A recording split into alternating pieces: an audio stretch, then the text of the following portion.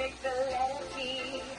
Make your body wobble till it goes all wobbly. Arms through like waves, spring on the spot. You can stop me moving, I love to move a lot. Yeah!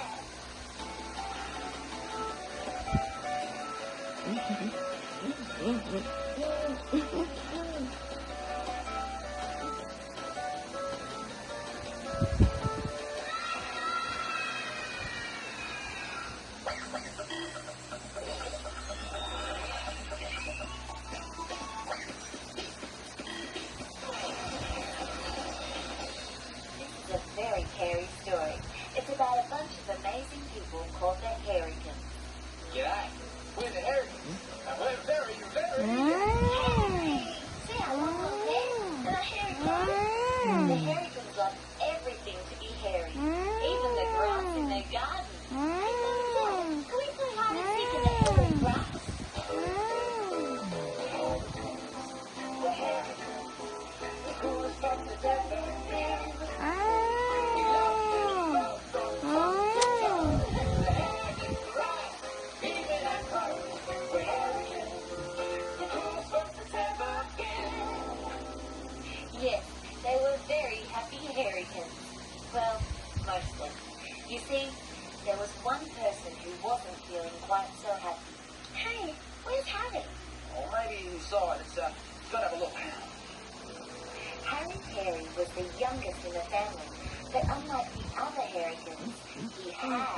Short hair. Short. How can we call the Harrykin when everybody else has such long, hairy hair? Harry had tried and tried to make his hair grow longer.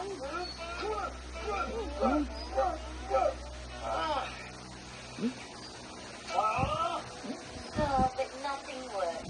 Oh, there you are. How can I get my hair to grow?